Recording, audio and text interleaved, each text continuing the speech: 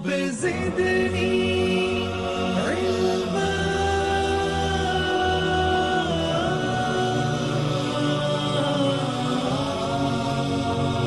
رب زدني علما.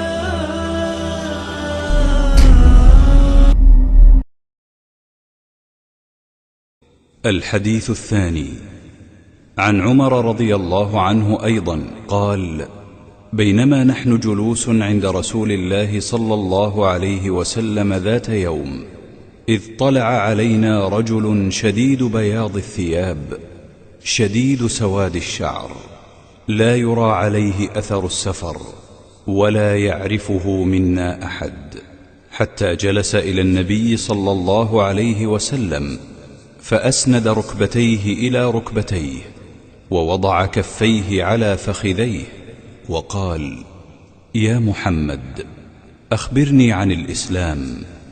فقال رسول الله صلى الله عليه وسلم: الإسلام أن تشهد أن لا إله إلا الله وأن محمد رسول الله، وتقيم الصلاة، وتؤتي الزكاة، وتصوم رمضان، وتحج البيت إن استطعت إليه سبيلا. قال: صدقت. فعجبنا له، يسأله ويصدقه. قال: فأخبرني عن الإيمان. قال: أن تؤمن بالله وملائكته وكتبه ورسله واليوم الآخر، وتؤمن بالقدر خيره وشره. قال: صدقت. قال: فأخبرني عن الإحسان. قال: أن تعبد الله كأنك تراه، فإن لم تكن تراه فإنه يراك. قال: فأخبرني عن الساعة. قال: ما المسؤول عنها بأعلم من السائل. قال: فأخبرني عن أماراتها. قال: أن تلد الأمة ربتها، وأن ترى الحفاة العراة العالة رعاء الشاء يتطاولون في البنيان. ثم انطلق، فلبثنا مليا، ثم قال: يا عمر، أتدري من السائل؟ قلت: الله ورسوله أعلم. قال: فإنه جبريل أتاكم يعلمكم دينكم. رواه مسلم۔ یہ دوسری حدیث بھی حضرت عمر رضی اللہ تعالیٰ عنہ سے مروی ہے۔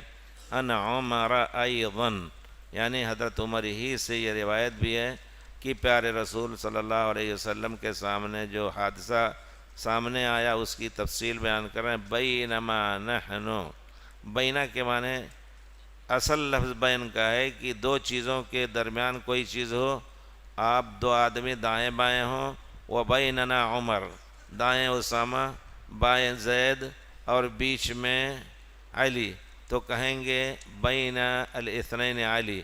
یہی معنی یہاں بھی ہے، لیکن یہاں مکان کے لیے ہے، زمان کے لیے بھی بینہ استعمال ہوتا ہے، تو کہنا چاہتے ہیں کہ ہم اس درمیان اس وقت، یہاں وقت کا گویا اشارہ ہے، ظرف زمان یہ ہے، ظرف مکان نہیں، ایسے وقت میں کہ ہم جلوس جمع جالس، بیٹھے تھے پیارے رسول کی مجلس مبارک میں، عند رسول اللہ صلی اللہ علیہ وسلم، ذات یومن، کسی دن کا انہوں نے دن کی تعین نہیں کی۔ دن کی تعین کیا اس زمانے میں ہجری سال اور ہجری مہینہ شروع ہو چکا تھا، استعمال نہیں ہوا تھا؟ یہ شروع کے اسلام کے زمانے کے مدینے کی زندگی کا یہ واقعہ ہے، لیکن پھر بھی وہ تاریخ، کچھ نہ کچھ تاریخ عربوں کی کسی نہ کسی چلتی تھی، جیسا کہ پیارے رسول کی ولادت کے بارے میں کیا کہا جاتا ہے، کسی خاص حادثے کے سال کا ذکر کیا جاتا ہے۔ عام الفیل، اولد رسول اللہ صلی اللہ علیہ وسلم عام الفیل، ابرہہ نے جس سال کعبہ شریف کو منہدم کرنے کا برا عزم کیا تھا اور پھر اللہ نے اس کو ہلاک کیا، اس سال پیارے رسول صلی اللہ علیہ وسلم کی مبارک ولادت ہوئی۔ اس کے بعد پھر سن ہجری حضرت عمر کے زمانے میں اس کی تعین ہوئی. سبحان اللہ.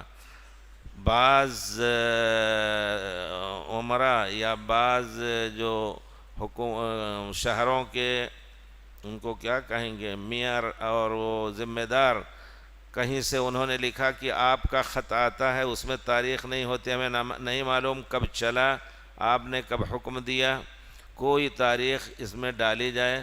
حضرت عمر نے صحابہ کو مشورہ کیا، وشاورہم فی الامر، تو آپ نے کہا کہ سب سے بڑا حادثہ اسلام میں جس نے اسلام کے رخ کو کمزوری سے طاقت کی طرف موڑا وہ ہجرت کا حادثہ ہے. تو پیارے رسول کے ہجرت کے سال سے یہ کہا جائے کہ یہ فلاں سال ہے. حضرت عمر کے زمانے میں حضرت ابوبکر پیارے رسول کے بعد 2 سال اور کچھ مہینہ خلافت رہی ان کی. حضرت عمر کی 18 سال تک رہی، لیکن کس سال یہ ہوا اس کی تعین نہیں.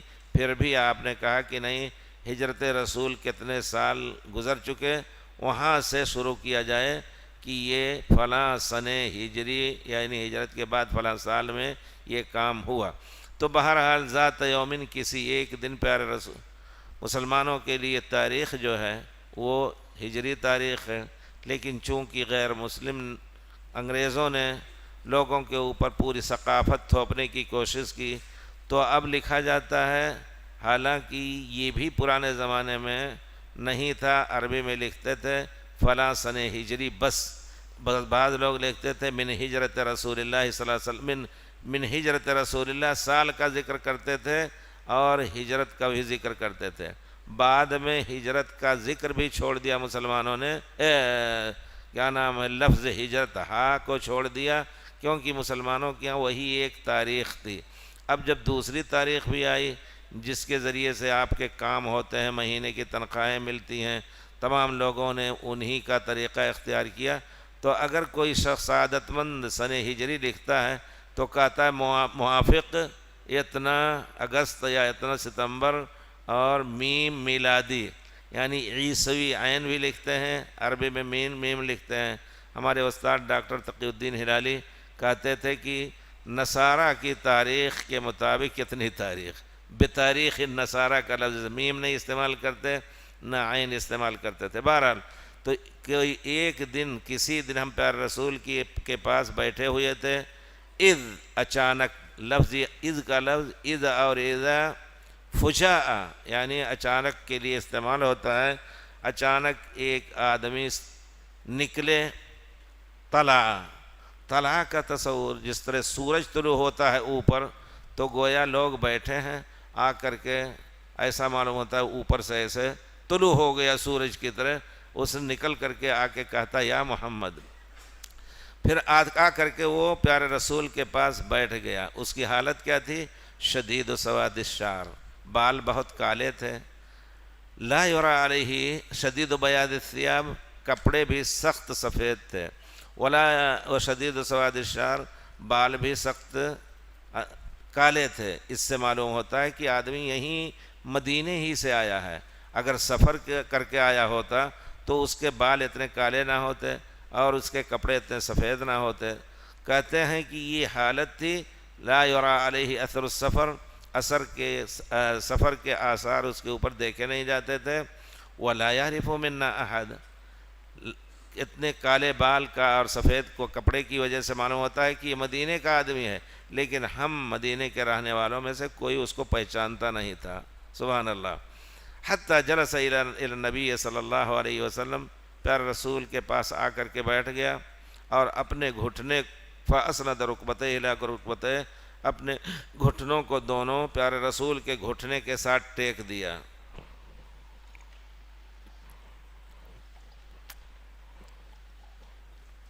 یہ گویا اپنی حالت ظاہر کرنے کے لیے، بظاہر کہ میں جاہل ہوں. پیارے رسول کے پاس لوگ آتے تھے، بے تکلفی سے بیٹھ جاتے تھے. کل کی مجلس میں آپ نے سنا ہوگا کہ صحابہ کرام کو ادب دیا جاتا تھا کہ پیارے رسول کے ساتھ ہر طرح کی تعظیم و توقیر کے ساتھ رہیں.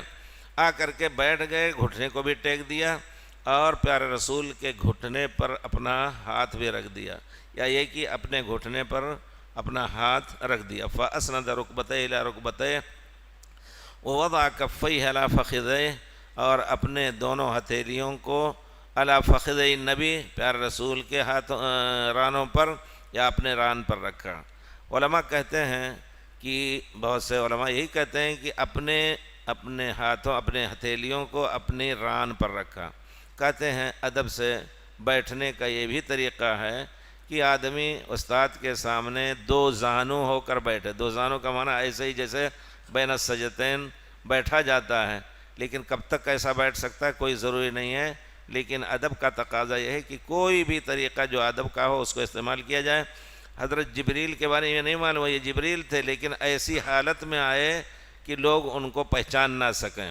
ووضع کفیہ علی فخذیہ وقال یا محمد، جس طرح بدو آ کر کے کہتے تھے صحابی، ہم جب کہیں بدو صحابی تو یہ نہ کوئی سمجھے کہ صحابہ کی ہتک ہو رہی ہے۔ اللہ تعالیٰ نے ان کو اتنی بڑی فضیلت دی کہ پیارے رسول کو دیکھ لیا تھا۔ صحابہ کے درجے کو کوئی شخص نہیں پہنچ سکتا ہے، اور جو شخص صحابہ کو برا کہہ رہا ہے پیارے رسول صلی اللہ علیہ وسلم نے اس سے بڑی سختی سے منع کیا ہے۔ اور علماء نے اگر اسلامی حکومت ہے تو اس کے محاسبے کا بھی حکم ہے۔ ضرورت کے وقت اگر صحابی کو جن کے بارے میں قرآن حدیث سے ثابت ہے کہ یہ قرآن میں بھی ذکر ہے حضرت ابوبکر کا، اس کے باوجود حضرت ابوبکر کو گالی دیتا ہے اور کچھ، تو امام ابن تیمیہ کی کتاب ہے، کیا کتاب ہے؟ الصارم المسول، ننگی تلوار علی شاتم الرسول، جو پیارے رسول کو گالی دے رہا ہے۔ اسی طرح صحابہ کرام میں سے اگر کسی کو اس کتاب میں ذکر کیا ہے، جن کا ذکر کلام پاک میں ہے، حضرت ابو بکر کے بارے میں ہے، ثانی اثنین اذ ہما فی الغار، دو میں سے ایک وہ تھے جبکہ غار میں تھے، ان کی اس فضیلت کا انکار کر رہے ہیں اور پھر آپ کو کافر کہہ رہے ہیں۔ رضی اللہ عنہم کا لقب ان کو پیارے رسول نے دیا۔ اسی طرح حضرت عائشہ کو گالیاں دیتے ہیں۔ وہ لوگ اپنے آخرت کے بارے میں سوچیں کہ کہیں تمام اعمال ہمارے بیکار نہ ہو جائیں۔ یا محمد، اے محمد صلی اللہ علیہ وسلم، اخبرنی عن الاسلام، اسلام کے بارے میں مجھے بتائیے، اسلام کیا ہے، اسلام کی تعریف کیا ہے۔ اسلام کے لفظی تعریف کچھ اور ہیں، شرعی تعریف کچھ اور ہیں۔ اسلام کے معنی اپنے کو کسی کے سامنے جھکا دینا، تابع کر دینا۔ اسلم یسلم واسلمت وجہی للہ، اپنے چہرے کو ہم نے اللہ کے سامنے جھکا دیا، تابع کر دیا۔ اسلام کے شرعی معنی، صحابی نے جو آئے تھے انہوں نے سوال کیا کہ اسلام کے بارے میں بتائیے۔ پیارے رسول نے اسلام کی تعریف بتائی کہ سب سے پہلے اسلام کی تعریف میں شرط یہ ہے کہ تم گواہی دو، تشہد، شہادت زبان کے ذریعے، ایک تو دل سے شہادت دے، وہ شہادت یہاں مطلوب نہیں ہے، بلکہ زبان سے کہے کہ میں گواہی دیتا ہوں، اعلان کر کے کہ اللہ کے علاوہ کوئی لائق عبادت نہیں ہے۔ اشہد ان لا الہ الا اللہ کا ترجمہ یہی ہوگا کہ اللہ کے علاوہ کوئی مستحق عبادت نہیں ہے۔ اگرچہ ہزاروں بت کی عبادت کی جاتی ہے، لیکن یہ بت عبادت کے مستحق نہیں ہے۔ جھکنے کے لیے اگر جھک رہا ہے کوئی کسی بت کے سامنے تو وہ بت کا حق نہیں ہے، جھک رہا ہے اللہ کے سامنے تو اللہ کا حق کسی غیر اللہ کو دے رہا ہے، اسی کو شرک کہا جائے گا۔ ان تشہد ان لا الہ الا اللہ، اللہ کے علاوہ کوئی لائق عبادت نہیں، وان، اور بے شک محمد الرسول اللہ، محمد صلی اللہ علیہ وسلم ہمارے رسول ہیں۔ پیارے رسول کے زمانے میں تو یہ کہنا صحیح ہے کہ پیارے رسول ہمارے رسول ہیں، ابو بکر، عمر، عثمان، علی، پیارے رسول ہمارے رسول ہیں۔ اب آپ اس کا ترجمہ کیا کریں گے اس زمانے میں؟ محمد الرسول اللہ کا ترجمہ یہ ہرگز نہ کیجئے گا کہ محمد صلی اللہ علیہ وسلم اللہ کے رسول تھے، نہیں، وہ منصب رسالت قیامت میں، حشر میں، جنت میں جانے کے بعد بھی پیارے رسول کا وہ منصب آپ کے ساتھ ہے، آپ ہمارے رسول ہیں۔ قبر میں جانے والے سے جب پوچھا جائے گا من نبیک، تمہارے نبی کون ہیں؟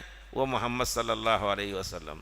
تو اگر ہندوستان کا کوئی صدر تھا تو کہا جاتا ہے کہ نہرو صدر تھے، مرنے کے بعد صدارت ان کی ختم ہوئی، یا وہ پیریڈ کے بعد اتار دیے گئے تو کہیں گے صدر تھا، صدر تھے، لیکن نہیں، رسالت ایک ایسی چیز ہے وہ قیامت تک بندوں اللہ تعالیٰ نے جن بندوں کو چنا رسالت کے لیے ان کے ساتھ وہ صفت رہے گی۔ تو ترجمہ یہ کریں لا الہ الا اللہ، اللہ کے علاوہ کوئی مستحق عبادت نہیں، وان محمد الرسول اللہ، اور محمد صلی اللہ علیہ وسلم اللہ کے رسول ہیں۔ اس زمانے میں بھی یہی ترجمہ کیا جائے گا۔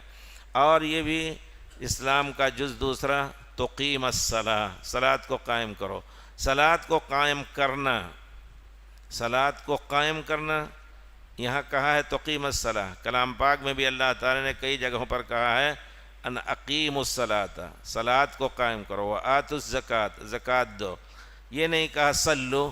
جب آیا مسئلہ پیارے رسول پر صلاۃ و سلام کا، ان اللہ و ملائکتہ یصلون علی النبی یا ایھا الذین آمنوا صلوا علیہ وسلم تسلیما، وہاں اقیم الصلاۃ نہیں کہا، کیونکہ صلاۃ ایک خاص معنی میں ہے، اس کے لیے شروط ہیں اور ایک کافی کام اس کے لیے ادا کرنے ہیں۔ تو ان شروط اور ان احکام، ان واجبات، ان مستحبات کے ساتھ نماز کو ادا کرو۔ صلاۃ ظہر کی آپ گھر میں پڑھ لیں گے تو یقیناً صحیح ہے، لیکن ناقص رہی اس وجہ سے کہ صلاۃ کے واجبات بھی ہیں، آپ کو مسجد میں جماعت کے ساتھ فرض کی نماز پڑھنی چاہیے تھی، اگر نہیں پڑھی تو صلاۃ آپ کی اجر میں ناقص ہوئی، جس قدر بھی اخلاص کے ساتھ اور خشوع و خضوع کے ساتھ آپ نے پڑھی ہوگی، لیکن اس کو اگر مسجد میں تو اقامت الصلاۃ کا وہ جز ہے۔ پھر نماز کے ارکان کو جلدی بلدی ادا نہیں کرنا ہے۔ پیارے رسول کے پاس ایک آدمی آئے مسجد مبارک میں، جلدی جلدی نماز پڑھ کر کے پیارے رسول کے پاس آ کے کہتے ہیں السلام علیکم یا رسول اللہ، اے اللہ کے رسول آپ پر اللہ کی سلامتی ہو۔ پیارے رسول کیا کہتے ہیں؟ ارجع فصلی فإنک لم تصلی۔ انہوں نے جلدی نماز پڑھی، جس کو تعدیل ارکان کہا جاتا ہے پیارے رسول کی سنت میں، کہ اتنا کھڑے رہو جس میں سورہ فاتحہ اور کچھ پڑھ لو، اور رکوع بھی ایسا کرو کہ پیٹھ لمبی ہو جائے، اور اس میں سبحان ربی العظیم، سبحان ربی العظیم 3 مرتبہ۔ پھر نماز رکوع کے بعد اٹھوتے دیر تک کھڑے ہو کہ تمام ہڈیاں اپنی جگہ پر آ جائیں، پھر سجدہ کرو اسی طرح اطمینان سے۔ یہ ہے اصل اقامت الصلاۃ کا تقاضا، لیکن جلدی جلدی جو پڑھے گا تو اس کی صلاۃ کے بارے میں کہا جائے گا کہ تمہاری نماز نہیں ہوئی۔ تو اقامت الصلاۃ کا معنی یہ ہے کہ نماز کو اس کے ارکان اور جتنے مستحبات وغیرہ ہیں، تو جس قدر مستحبات کو استعمال کریں گے صلاۃ اسی قدر آپ کی قیمتی ہوتی جائے گی۔ وتؤتی الزکوٰۃ، اور صلاۃ اسلام کی تعریف میں زکوٰۃ بھی داخل ہے کہ اللہ کے لیے زکوٰۃ دو، اللہ کی نیت سے۔ زکوٰۃ اللہ تعالیٰ نے تھوڑا دے کر، بہت دے کر کے تھوڑا سا طلب کیا ہے اس مسلمانوں سے، اور وہ بھی سال گزر جانے کے بعد سونا ہے، چاندی ہے، وہ اس پہ اگر سال گزر جا رہا ہے، پیسے ہیں آپ کے پاس، محرم کی پہلی تاریخ کو 10,000 روپے تھے، اس میں تجارت کرنا شروع کیا یا خرچ کرنا شروع کیا، اس میں بڑھوتری نہیں ہوئی، سال گزرنے سے پہلے سب ختم ہو گیا تو اس پر زکوٰۃ نہیں ہے۔ لیکن اس میں سے اگر اتنا باقی ہے کہ 10,000 میں سے 1,200 باقی ہے، 1,000 باقی ہے، جیسا کہ اختلاف قیمت سے اس کے اوپر تحدید کی جائے گی، تو اس پر زکوٰۃ واجب ہے۔ اگر سال نہیں گزرا تو کوئی کہے کہ زکوٰۃ دو، آپ وقت سے پہلے دے سکتے ہیں، لیکن سال آنے تک اس کا حساب کر لیں گے کہ گویا ہم نے جو زکوٰۃ 2 مہینے پہلے دی ہے وہ فلاں وقت ہماری واجب ہوتی ہے، آئندہ سال اسی وقت پر آپ کے اوپر پھر واجب ہوگی۔ تؤتی الزکوٰۃ وتصوم رمضان، اور رمضان کے روزے رکھو۔ زکوٰۃ کے بارے میں بھی جو شرط ہے وہ یہ کہ حلال روزی کا زکوٰۃ وہی قبول ہوگی۔ ان اللہ طیب لا يقبل الا طیبا، اللہ پاک ہیں، پاک ہی چیز طلب کرتے ہیں۔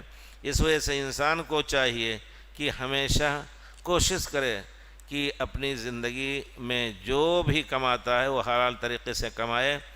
حرام اگر کھا رہا ہے، بچوں کو کھلا رہا ہے تو بچوں پر گناہ نہیں ہوگا، باپ کے اوپر یا جو ولی امر ہے اگر حرام کھلا رہا ہے تو اس حرام کا گناہ باپ کے اوپر پڑے گا، اور خود وہ جو کھا رہا ہے حرام مال وہ اس کے لیے وبال جان بنے گا.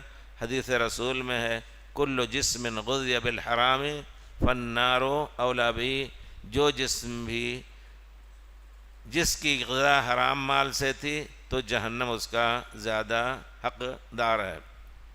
رمضان کے روزے یہ بھی اسلام کے کھمبوں میں سے یا اسلام کے رکنوں میں سے ایک رکن ہے کہ مہینہ رمضان کا 30 دن 29 دن کا روزہ رکھنا ہر مسلمان پر فرض ہے.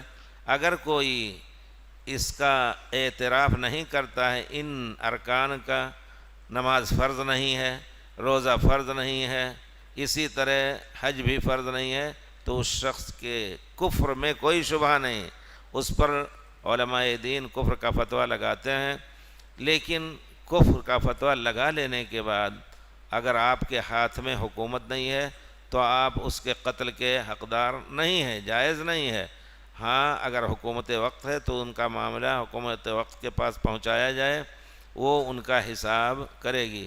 اسی وجہ سے آپ دیکھیں گے بہت سی جگہوں پر کہ علماء نے لکھا ہے کہ اگر ایسا نہیں ہے تو اس کو قتل کر دیا جائے گا، کیونکہ وہ مرتد ہو گیا، اسلام کا دعویٰ کر کے اس نے کھل کر کے ظاہر کر دیا کہ نہیں یہ اسلام ہمارے اوپر فرض نہیں ہے، یہ اسلام کا جز نہیں ہے، تو اس کا انکار کفر ہے.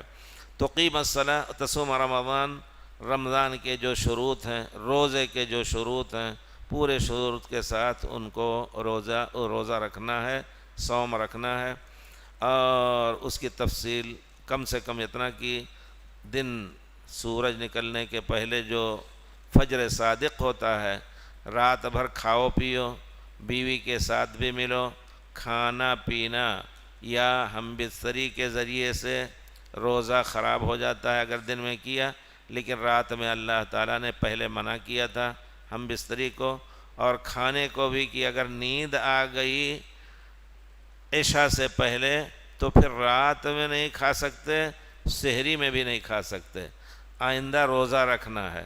پھر ایسی چیزیں اللہ نے مصلحت کے طور پر شروع میں واجب کی، بعد میں امت کی آسانی کے لیے اس کو منسوخ کر دیا اور کہا فَكُلُوا وَاشْرَبُوا حَتَّى يَتَبَيَّنَ لَكُمُ الْخَيْطُ الْأَبْيَضُ مِنَ الْخَيْطِ الْأَسْوَدِ مِنَ الْفَجْرِ. دن ڈوبنے کے بعد سے لے کر کے فجر صادق کے طلوع ہونے تک کھاؤ پیو اور ہم بستری بھی جائز ہے. اگر آدمی ان شروط کے ساتھ روزہ رکھتا ہے تو اس کا روزہ مقبول ہے.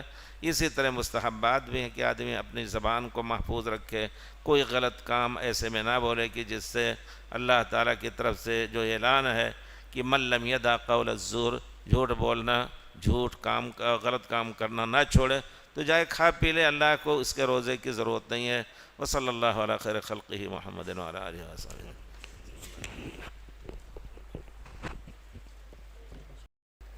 احادیث کے بعد اگر کسی کو کسی لفظ کا شبہ ہو تو سوال کر لیں تاکہ لوگوں کو معلوم ہو جائے، سوال بھی اور جواب بھی.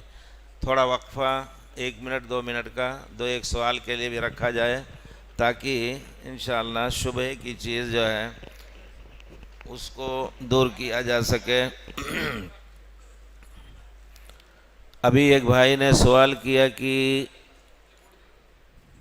اشہد ان لا الہ الا اللہ کا ترجمہ یہ کرنا کہ اللہ کے علاوہ گواہی دیتا ہوں کہ کوئی لائق عبادت نہیں، مستحق عبادت نہیں، وان محمد الرسول اللہ، محمد صلی اللہ علیہ وسلم اللہ کے رسول ہیں. اللہ کے رسول ہیں کا معنی کہ اس وقت حاضر ناظر کا جو عقیدہ ہے اس سے شبہ ہوتا ہے. سوال بڑا اچھا ہے، اس میں کوئی شک نہیں، لیکن اب جب آپ نسب نامہ شمار کریں گے اپنا تو آپ کہیں گے کہ ہمارے باپ فلاں ہیں، 2 صدی کے پہلے جو اپنے دادا گزرے ہیں ان کا نام اسی نام سے لیں گے کہ ہمارے دادا فلاں ہیں. اور یا یہ کہیں گے کہ فلاں تھے اب ہمارے دادا نہیں رہ گئے، نہیں، جب وہ نسبت اور وہ نسب قائم ہے قیامت تک کے لیے، اور وہاں بھی یوم ندعو کل اناس بامامہم، وہاں یہ بھی تفسیر کی جاتی ہے کہ ہر ایک کے عمل کے ساتھ یا ان کے نسب نامے کے ساتھ پیارے رسول پر کوئی صلاۃ پڑھتا ہے تو بہت بڑی خوشخبری کی بات یہ ہے کہ پیارے رسول کے صلاۃ کو یہاں سے حیدرآباد بنگلور سے لے جا کر کے فرشتے پہنچاتے ہیں، اے اللہ کے رسول آپ کے اوپر فلاں ابن فلاں نے صلاۃ پڑھا ہے، آپ انتقال بھی کر لیں لیکن وہ باپ کی باپیت یا باپ کی ابوت باقی رہے گی۔ اسی طرح پیارے رسول کی رسالت قیامت تک ہمارے ساتھ ثابت رہے گی، اور آپ کی زندگی میں تو آپ تھے ہی، اس میں کوئی شک نہیں، آپ کی وفات کے بعد بھی آپ کی تعلیمات اور رسالت باقی ہے، اور رسول کی صفت آپ قیامت کے دن بھی رسول کی صفت سے ہم سب کے الحمدللہ رسول رہیں گے، سفارش کریں گے۔ اس کا معنی یہ نہیں جن کو وَأَمَّا الَّذِينَ فِي قُلُوبِهِمْ زَيْغٌ فَيَتَّبِعُونَ مَا تَشَابَهَ مِنْهُ، جن کے دلوں میں ٹیڑھا پن ہوتا ہے تو اس طرح کے شبہوں کی چیزوں کو، جو واضح طور پر چیز ہے اس کو چھوڑ کر کے شبہ کی چیزوں کو لے کر کے خود اپنے کو گمراہ کرتے ہیں، لوگوں کو بھی گمراہ کرتے ہیں۔ تو دوسری واضح آیات، پیارے رسول صلی اللہ علیہ وسلم وفات پا گئے، پیارے رسول کو دفن کیا، صلوات پڑھی گئی آپ کے اوپر، غسل بھی دیا گیا، ان سب واضح چیزوں کو چھوڑ کر کے یہ کہتے ہیں کہ پیارے رسول انتقال نہیں کیے بلکہ حاضر ناظر ہر جگہ ہیں، یہ عقیدہ یقیناً بہت ہی گمراہی کا عقیدہ ہے، اس کی تفصیل دوسرے وقت انشاءاللہ۔ تو ہم لوگ کہاں تک پہنچے تھے؟ وَتَصُومَ، رمضان کے روزے رکھو۔ رمضان کا مہینہ اللہ تعالیٰ نے اتنی فضیلت اس کو دی ہے کہ اس کے روزے کو اللہ تعالیٰ نے ہمارے اوپر فرض کیا ہے، 29 کا رمضان ہو یا 30 کا ہو، عربی مہینہ دونوں طرح ہوتا ہے، کبھی 30 دن کا کبھی 29 دن کا، اور جس نے یہ روزے رکھ لیے فرض ادا ہو گیا۔ اس کے علاوہ انہی روزوں کے شروط کے ساتھ دوسرے روزے بھی جو نفل اور مستحبات ہیں، پیارے رسول صلی اللہ علیہ وسلم نے اس کو ہمارے لیے مشروع فرمایا ہے، اور اس کے ذریعے سے جس قدر آدمی یہ اعمال کرے گا اسی قدر اللہ تعالیٰ کے ہاں اس کے درجات بلند ہوں گے۔ اس کی تفصیل کی ضرورت نہیں، اگر تفصیل میں جایا جائے کہ روزے کے شروط کیا ہیں، ارکان کیا ہیں، اور پھر اس میں مسائل بہت سے آتے ہیں۔ وَتَصُومَ رَمَضَانَ وَتَحُجَّ الْبَيْتَ، وہ لفظ جو ہے أَن تَشْهَدَ أَن لَا إِلَهَ إِلَّا اللہ، اس کے ساتھ مخاطب تحج البیت ان استطعت الیہ سبیلا، اللہ کے گھر کی زیارت کرو۔ وہ زیارت ہم نے وزٹ کا لفظ لیا ہے، لیکن یہ زیارت خاص اصطلاحی زیارت ہے، یوں جا کر کے گھر کو دیکھ لینا یہ زیارت نہیں ہے، بلکہ اس کے لیے بھی احرام کی شرط، اور اس کے بعد خاص انداز سے طواف، اور پھر اس کے بعد سعی صفا بین المروہ، جتنے جو کچھ اس کے ارکان اور واجبات اور مستحبات ہیں ان کے ساتھ اللہ کے گھر کی زیارت کرے۔ پیارے رسول صلی اللہ علیہ وسلم نے اس کی تفصیل بتا دی، جس طرح صلاۃ کے بارے میں آپ نے تفصیل بتائی، خذوا عنی مناسککم، مجھ سے حج کے طریقے لے لو، جس طرح آپ نے کہا صلوا کما رأیتمونی اصلی، جس طرح مجھے صلاۃ پڑھتے ہوئے دیکھ رہے ہو اسی طرح صلاۃ پڑھو۔ اسی طرح آپ نے کہا کہ حج کے طریقے مجھ سے لے لو۔ اب اگر کوئی شخص طریقے رسول کے خلاف صلاۃ پڑھ رہا ہے اور صوم بھی رکھتا ہے اور حج بھی غیر پیارے رسول کے غیر طریقے کے خلاف کر رہا ہے تو یقیناً وہ گمراہ ہے، ہدایت یاب نہیں ہے، اور ہدایت جو ہے پیارے رسول کی سیرت اور سنت ہی میں اس کو ملے گی۔ بہت سے مسائل اس درمیان آتے ہیں، ان تؤمن ان تشهد ان لا الہ الا اللہ وان محمد رسول اللہ وتقیم الصلاۃ وتؤتی الزکوٰۃ وتحج البیت ان استطعت الیہ سبیلا، اگر وہاں تک پہنچنے کی طاقت ہو۔ آدمی اگر مکے میں ہے، اس کے پاس کچھ بھی نہیں ہے، لیکن پیدل چل کر کے حج کر سکتا ہے تو اس کے اوپر فرض ہے۔ لیکن کوئی بوڑھا مجبور ہے پیدل چل کر کے حج نہیں کر پا رہا ہے، اس کے لیے سواری کا انتظام نہیں ہو پا رہا ہے، تو پھر اس کے اوپر مکے میں رہ کر کے بھی حج فرض نہیں ہوگا۔ رہ گئی بات سنت اور نفل تو ہو سکتا ہے، لیکن جب وہ ادا کرے گا تو فرض نماز ہوگا۔ اگرچہ فرض نہیں ہے، کسی طرح گر پڑ کر کے جب حج کر لے گا تو حج فرض ادا ہوگا۔ ہر کام میں ایک شکل یہ ہوتی ہے کہ آدمی کبھی کمزوری کی حالت میں اللہ تعالیٰ نے اس کو بعض حالات میں آسانی دی ہے۔ اگر گھٹنے کے بل سجدہ نہیں کر سکتے تو انشاءاللہ کرسی پہ بیٹھ کر کے یا سجدہ نہ کر کے زمین پر اللہ تعالیٰ نے اس کو جائز کہا ہے۔ لیکن اگر آدمی تھوڑا سا اپنے اوپر بوجھ ڈال دے اور تھوڑی تکلیف برداشت کر کے وہ کام کرے گا، اللہ نے رخصت دی ہے لیکن تھوڑی سی تکلیف مزید برداشت کرے گا، تو پیارے رسول کی وہ مبارک بات حضرت عائشہ سے جو آپ نے کہی تھی، اجرو کی علی قدر نصب کی، تم جتنا ہی تھکو گی اللہ کی عبادت میں اسی قدر تمہارا اجر بڑھ جائے گا۔ تو حج بھی اس کے اوپر فرض نہیں ہوا، لیکن اگر وہ گر پڑ کر کے کسی طرح کر رہا ہے تو انشاءاللہ اس کے اجر میں مزید اضافہ ہوگا۔ ان استطاعت الیہ سبیلا۔ دور کہیں ہے تو اس کے لیے بھی زاد و راحلہ کی جو شرط لگائی جاتی ہے کہ مانگنا نہ پڑے کہیں، اس کے پاس اتنا ہو کہ وہ راستے میں کھا پی کر کے اللہ کے گھر تک پہنچ سکتا ہے، اور ایسی سواری ہو یا سواری کا کوئی ایسا سہارا ہو، ٹرین ہو، ہوائی جہاز ہو، گاڑیاں ہوں، بدلتے کچھ لوگ تو پرانے زمانے میں پیدل حج کرتے تھے۔ اب اگر وہ ایسے موقع پر ہے، ایسی جگہوں پر ہے کہ وہ پیدل نکل کر کے ہندوستان سے پاکستان پہنچا، پاکستان سے ایران پہنچا، 2 مہینے کے بعد پھر اور آگے بڑھا، چلتے چلتے اردن وغیرہ کے راستے سے کسی طرح آ کر کے سعودی عرب میں داخل ہوا۔ اس طرح کے بھی حج کیا کرتے تھے لوگ، سال بھر پہلے نکلتے تھے۔ عجیب تاریخ ہے اس ہماری الحمدللہ، بہت ہی خوبصورت تاریخ کہ محدثین کرام نکلتے تھے۔ اس شہر میں جتنے محدث ہیں سال بھر ان سے پڑھتے تھے، حج کی نیت بھی ہے، دوسری طرف رخ نہیں کیا، مکہ سے قریب تر ہونے اور مدینہ سے قریب تر ہونے کے لیے ان شہروں میں علماء سے ملتے، ان سے احادیث لیتے، آہستہ آہستہ سال 1.5 سال کے اندر مکہ پہنچتے۔ مکہ چونکہ حج کے زمانے میں پوری دنیا کے علماء اکٹھا ہوتے تھے، وہاں بھی ان سے وہاں رک کر کے اور علم حاصل کرتے۔ تو مسئلہ یہ ہے کہ اگر کسی طرح وہ پہنچ سکنے کی طاقت رکھتا ہے اللہ کے گھر کو تو اس کے اوپر فرض ہے کہ وہ حج کرے، اور اگر نہیں، اس طرح کی طاقت نہیں ہے۔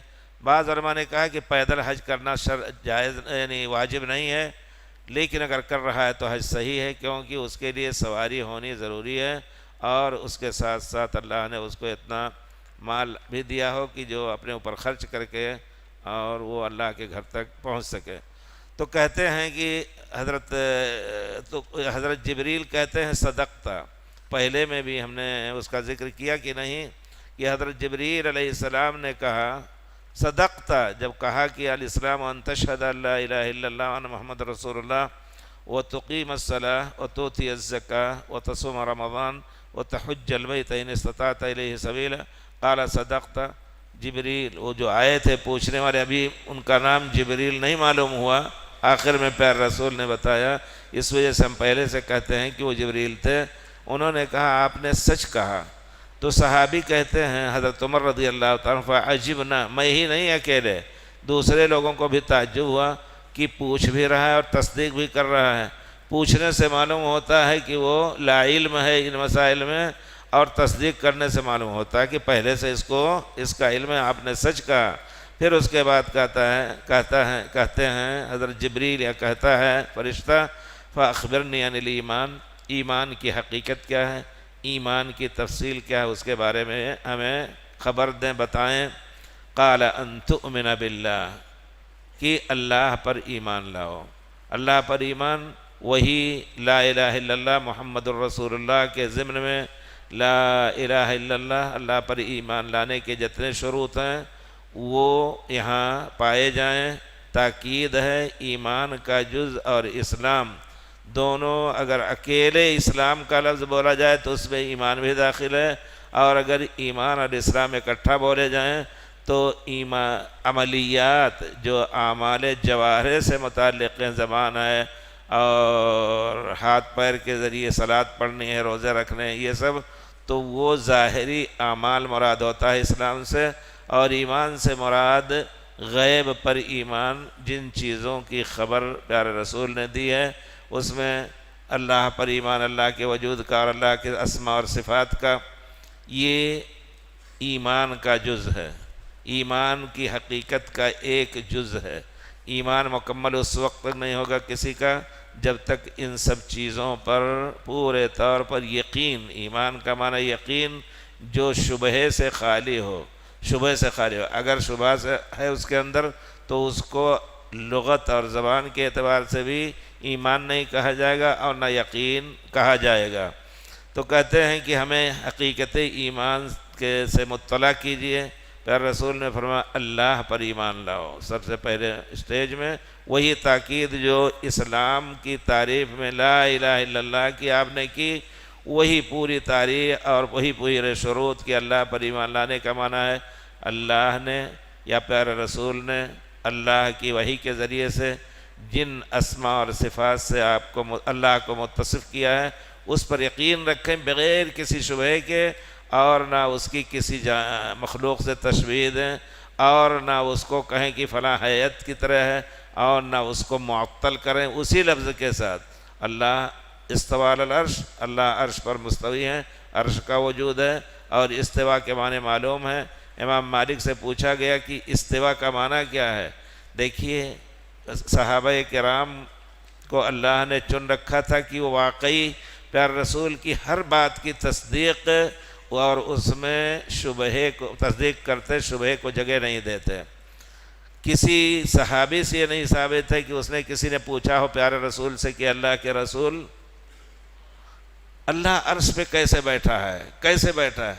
نہ کیفیت پوچھی اور نہ بیٹھنے کے بارے میں شبہ کیا۔ اللہ نے کہا الرحمن عرش استوا، رحمان عرش پر مستوی ہے، کسی نے شبہ نہیں کیا۔ بعد میں حضرت امام مالک سن 79 میں پیدا ہوتے ہیں اور علم حاصل کرتے ہیں، 100 سال یعنی 100 ہجری کے بعد درس و تدریس کے لیے بیٹھ رہے ہیں۔ اس وقت ایک آواز سننے میں آئی، کسی نے پوچھا کہ اللہ کیسے عرش پہ مستوی ہوا؟ اس سے پہلے کوئی سوال نہیں ملتا، آپ ذرا اس کا تتبع کیجئے۔ صحابہ پورے طور پر تصدیق کرتے تھے جو کچھ اللہ رسول کی طرف سے آتا تھا، یہاں تک کہ پیارے رسول ایک مرتبہ کسی بدو نے آ کر کے، بدو صحابی، ہمیں یہ لفظ بڑا اچھا لگتا ہے کہ بدو بھی تھے لیکن پیارے رسول کی صحبت سے اتنا اونچا درجہ ان کو اللہ تعالیٰ نے دیا کہ دنیا کا کوئی آدمی ان کے درجے کو نہیں پہنچ سکتا ہے۔ امام عبداللہ ابن مبارک کے بارے میں بعض علماء نے کہا ہے کہ میں نے صحابہ کے حالات کو دیکھا، عبداللہ ابن مبارک کی حالت کو دیکھا تو صرف اتنا فرق آیا، حضرت عبداللہ ابن مبارک کی تعریف میں اتنا فرق آیا کہ صحابی کی صفت کو، صحابہ کے درجے کو وہ نہیں پا سکتے، صحبت نہیں ملی ان کو، ورنہ عمل، کثرت نوافل، جہاد اور سب کاموں میں حضرت عبداللہ ابن مبارک صحابہ صفت تھے۔ تو صحبت ایک ایسی فضیلت ہے کہ کوئی اونٹ چرانے والے صحابی بھی آ کر کے پیارے رسول کو دیکھ لیے تو اللہ تعالیٰ کے ان کا بہت بڑا درجہ ہے، ہمیں اس پر یقین رکھنا ہے، اور اس کے خلاف اگر کوئی بات کر رہا ہے تو اس سے دفاع کرنا ہے۔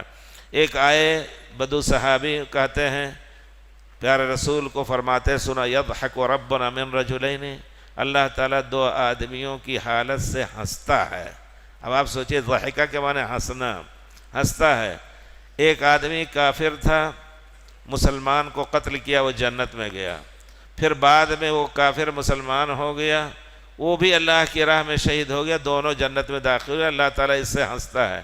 تو صحابی، بدو صحابی نے زبان کے عالم تھے اور جتنی بداوت میں رہتے تھے اتنی ہی زبان ان کی صاف ہوتی تھی اور پاک ہوتی تھی تمام شبہوں سے، تو انہوں نے کیا کہا، لا نعدم خیرا من رب یضحک، مسند احمد کی روایت ہے، جو رب ہنستا ہے اس سے خیر ہی خیر کی امید ہے، یعنی اللہ تعالیٰ غصہ نہیں ہر وقت ہوتا ہے، اللہ ہنستا ہے تو ہم اس سے خیر کی امید رکھتے ہیں۔ تو گویا جتنے اسماء اور صفات ہیں ہم اس پر ایمان لائیں۔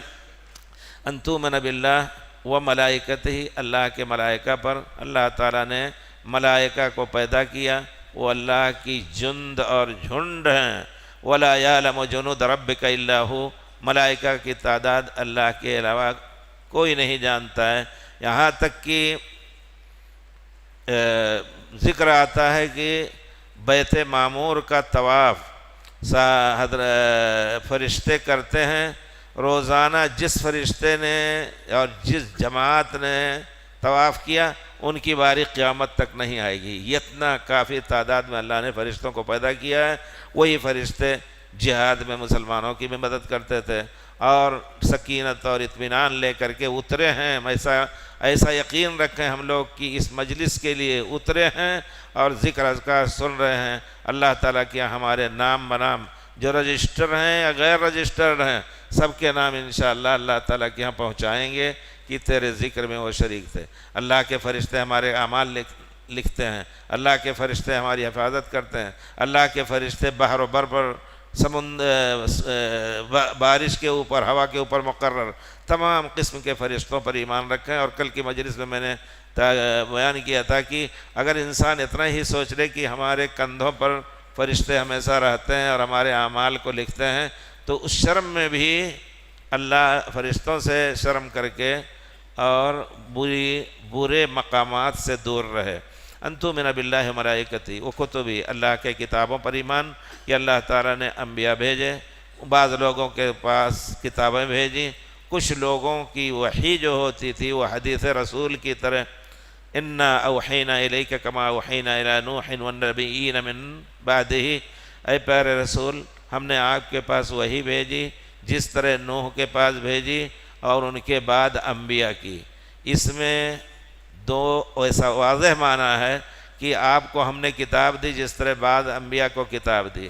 بعض انبیاء کو کتاب نہیں دی بلکہ صرف وحی آتی تھی اور اس کو یاد کر کے اور پھر لوگوں کو بتاتے تھے۔ آپ کو بھی ہم نے اس قسم کی وحی دی جو کتاب کی شکل میں، قرآن کی شکل میں نہیں بلکہ حدیث کی شکل میں ہے۔ یہاں حدیث رسول کا ذکر ہے۔ حدیث رسول کو دین کا جز نہ کہنے والے اپنے ایمان کی خیر منائیں۔ ہمیں یقین ہے کہ اگر مکمل طور پر حدیث کو وہ اسلام کا جز نہیں سمجھتے، شریعت کی دلیل نہیں سمجھتے تو ان کے کفر میں کوئی شبہ نہیں ہے۔ ان تؤمن باللہ و ملائکتہ و کتبہ، اللہ نے کتابیں اتاری ہیں، اگرچہ وہ کتابیں اصلی یہ بھی یقین ہے اللہ نے خبر دی ہے یحرفون الکلم عن مواضعہ، موجودہ کتابیں اگر اس نام سے ہیں توریت اور انجیل کے تو اللہ کی گواہی ہے کہ اللہ نے ان کو موقع دیا کہ اس میں بہت سی چیزیں بدل دیں، لیکن اصل کتاب موجود تھی جس میں ہدن و نور، اللہ کی طرف سے ہدایت اور کفر اور شرک سے بچنے کے لیے روشنی تھی۔ ورسلہ، اور جتنے رسول اللہ تعالیٰ نے جن کا ذکر کیا کلام پاک میں، رسولا قد قصصناہم علیک، ہم نے رسولوں کے بارے میں آپ کے اوپر اللہ کے رسول بیان کیا ہم نے، تو جتنے کا ذکر قرآن میں آتا ہے ان کے نام سے ہمیں یقین رکھنا ہے کہ یہ اللہ کے رسول تھے، لوگوں کی اپنی قوموں کی ہدایت کے لیے بھیجے گئے۔ اور پھر کچھ رسول ایسے ہیں جن کا نام نہیں دیا گیا لیکن اس معنی میں وَإِن مِّنْ أُمَّةٍ إِلَّا خَلَا فِيهَا نَذِيرٌ، کوئی بھی قوم ایسی نہیں گزری ہے جس میں اللہ کے رسول ڈرانے والے نہ آئے ہوں۔ ہندوستان میں بھی قطع نہ آئے، دوسری جگہوں میں بھی آئے، جن کا ذکر ملے نہ ملے ہمیں اجمالی طور پر یقین رکھنا ہے کہ اللہ تعالیٰ نے اپنے عدل و انصاف سے ہر ایک کے پاس نبی اور رسول بھیجے، لِأَلَّا يَكُونَ لِلَّهِ عَلَى النَّاسِ حُجَّةٌ، تاکہ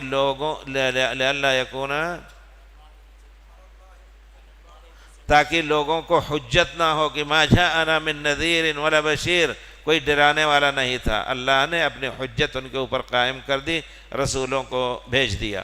والیوم الآخر، اور ایمان کا بہت بڑا جزیہ ہے کہ ایک ایسے دن پر یقین رکھیں کہ وہ آخری دن ہوگا، اس کے بعد کوئی دن ایسا نہیں ہوگا جو دنیا کے دنوں میں سے ہو اور دنیا کے دنوں کے اعمال کسی انسان پر نافذ ہوں۔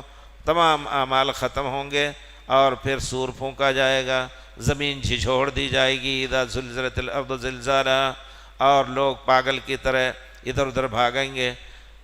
اللہ اکبر یا ایھا الناس اتقوا ربکم ان زلزلۃ الساعۃ شیء عظیم یوم ترونها تذہل کل مرضعۃ عما ارضعت، سب پاگل کی طرح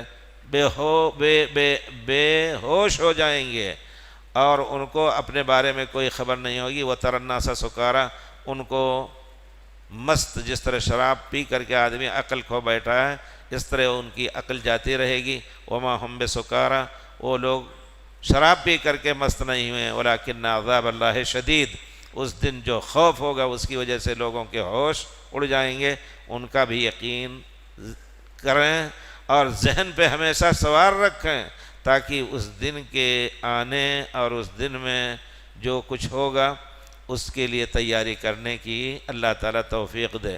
وَتُؤْمِنَ بِالْقَدْرِ خَيْرِهِ وَشَرِّهِ، ایمان کا جز ہے کہ خیر یا شر جو بھی تقدیر میں اللہ نے لکھا ہے وہ ہمیں ملے گا، چاہے وہ ہمارے لیے ظاہری طور پر خیر کا ہو یا ہمارے لیے نقصان کا ہو، شر کا ہو۔ اس تقدیر کے مسئلے میں بہت سے لوگوں کی عقلیں گمراہ ہوئیں، اس کی بنا پر یقیناً انہوں نے دین اسلام کے اعمال کو چھوڑ کر کے مرجئہ بن گئے۔ مرجئہ کا لفظ سنتے ہیں آپ، وہ کہتے ہیں عمل کی کوئی ضرورت نہیں، جب اللہ نے لکھ دیا ہے ہم تقید کر لیں، اتنا صرف کافی ہے کہ اللہ تعالیٰ کا وجود ہے، اللہ کی تصدیق کر لیں کافی ہے، عمل کی ضرورت ہے۔ ایک تو مرجئہ کا یہ طریقہ، اور وہ اس پر نجات کی امید رکھتے ہیں۔ دوسرے لوگ جو مرجئہ کی تعریف میں آتے ہیں وہ کہتے ہیں عمل کی کوئی ضرورت نہیں، اللہ نے جو کچھ لکھ دیا وہی ہوگا، ہم رات دن صلاۃ پڑھیں، اگر اللہ نے جہنم ہمارے لکھ دی تو ہم جہنم میں جائیں گے، اور اگر نہ کچھ کریں، اللہ نے جنت لکھ دی ہماری تقدیر میں تو ہم جنت میں جائیں گے۔ ہم تو ان سے یہ کہا جائے کہ ٹھیک ہے تم اللہ کے احکام میں اس طرح کی بات کہتے ہو تو تم دنیا کے لیے دوڑ دھوپ کیوں کرتے ہو؟ دنیا کے لیے دوڑ دھوپ کیوں کرتے ہو؟ بیٹھ جاؤ ہاتھ بٹور کر کے، ماں بچے کو دودھ بھی نہ پلائے، اللہ نے لکھا ہوگا تو یوں ہی وہ بڑھ کر کے اور بڑا ہو جائے، بڑا ہو گیا خود شادی اس کی ہو جائے گی، سب کچھ اس کے لیے کوشش نہ کرے۔ نہیں، اس کا معنی یہ ہے کہ تم اللہ کے دین کے ساتھ، اللہ کے اوپر ایمان کے ساتھ کھیل کر رہے ہو، تمہارا یقین ہے کہ اگر ہم حرکت نہیں کریں گے تو ہم بھوکے مر جائیں گے۔ اسی طرح اس میں بھی یقین رکھو کہ اگر عمل نہیں کریں گے تو اللہ تعالیٰ کی خوشنودی ہمیں نہیں ملے گی۔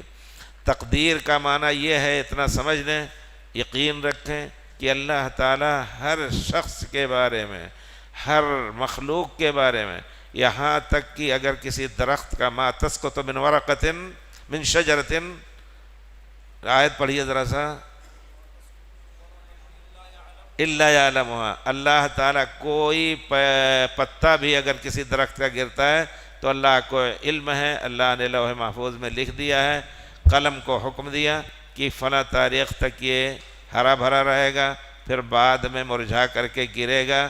اللہ کے علم میں سب کچھ، چھوٹی بڑی چیز، ایک انسان، ایک حیوان کے بارے میں اللہ تعالیٰ نے لکھ دیا ہے کہ یہ ایک بلی کتنے دن تک زندہ رہے گی اور کتنے دن تک زندہ رہ کر کے اس کو کوئی بھوکا مار ڈالے گا یا کوئی کتا کھا لے گا، اور سب کچھ اللہ نے لکھ دیا ہے۔